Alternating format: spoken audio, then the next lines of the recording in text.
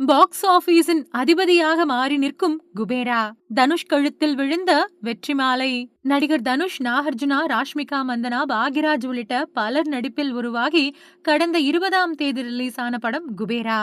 தெலுங்கு சினிமாவில் மிகவும் புகழ்பெற்ற இயக்குநர்களில் ஒருவரான சேகர் கமுலா இந்த படத்தை இயக்கியுள்ளார். பெரும் எதிர்பார்ப்புகளுக்கு மத்தியில் படம் வெளியானது. படம் வெளியாகி இன்றுடன், அதாவது ஜூன் 26ஆம் தேதியுடன் ஒரு வாரம் ஆகிறது. இந்த நிலையில் முதல் 6 நாட்களில் குபேராவின் பாக்ஸ் ஆபீஸ் வசூல் என்ன என்பது குறித்து படக்குழுவே அதிகாரப்பூர்வமாக தெரிவித்துள்ளது.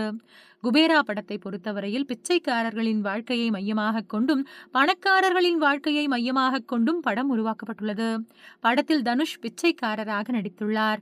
இது மட்டுமில்லாமல் படத்தில் வலதுகை விரல்கள் பாதிக்கப்பட்டவராகவும் அறிவாளியான அப்பாவி கதாபாத்திரத்திலும் தனுஷ் சிறப்பாக நடித்துள்ளார்.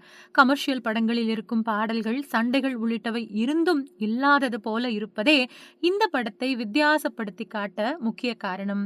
படத்தின் ப்ரமோஷனில் தொடங்கி படம் வெளியாகி வெற்றி விழா கொண்டாடப்பட்ட போதும் சரி, பலரும் பாராட்டியது தனுஷின் நடிப்பைத்தான். வெற்றி விழாவில் பேசிய நடிகர் சிரஞ்சீவி, இந்த படத்தின் கதையை என்னிடம் சொல்லியிருந்தால் நான் நடித்திருக்க மாட்டேன். ஆனால் தனுஷ் இந்த படத்தில் நடிக்க ஒப்புக்கொண்டது மட்டுமில்லாமல் சிறப்பான நடிப்பை வெளிப்படுத்தியுள்ளார்.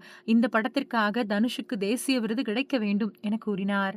அதேபோல படத்தின் இசையமைப்பாளர் தேவி ஸ்ரீ பிரசாத் கூறிய போது, புஷ்பா படத்திற்காக நடிகர் அல்லு அர்ஜுனுக்கு தேசிய விருது கிடைக்கும் என கூறினேன்.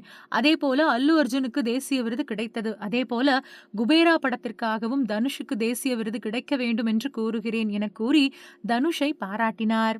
தேவி ஸ்ரீ பிரசாத் மற்ற படங்களைப் போல இல்லாமல் இந்த படத்திற்கு மிகவும் கச்சிதமாக பின்னணி இசை அமைத்து கொடுத்துள்ளார். படம் பார்க்கும் ரசிகர்களுக்கு அலுப்பை ஏற்படுத்திய விஷயம் என்னவென்றால் அது படத்தின் நீளம்தான்.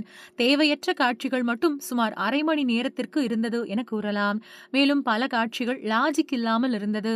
உதாரணத்திற்கு, ஒரு லாரி நிறைய பணம் சாலையில் கொட்டி கிடக்கிறது. அந்த பணத்தை பார்க்க சுமார் 30 பேர் இருக்கிறார்கள். காவல்துறையினர் சுமார் 7-8 பேர் இருக்கிறார்கள். முதல் பாதியை பிரமாதப்படுத்தி இருந்த இயக்குனர் 2வது பாதியில் ஆங்காங்கே பல ஓட்டைகளை ஏற்படுத்திவிட்டார். இசை, நடிப்பு, முதல் பாதி வரையிலான திரைக்கதை என பல விஷயங்கள் பாராட்டப்பட்டாலும் 2ஆம் பாதி படம் சொதப்பல்தான். தனுஷ் நடிப்பில் மிகுந்த எதிர்பார்ப்புக்கு மத்தியில் வெளியான இந்த படம் பாக்ஸ் ஆபீஸில் 100 கோடிகளை வசூல் செய்து விட்டதாக படக்குழு அதிகாரப்பூர்வமாக தெரிவித்துள்ளது.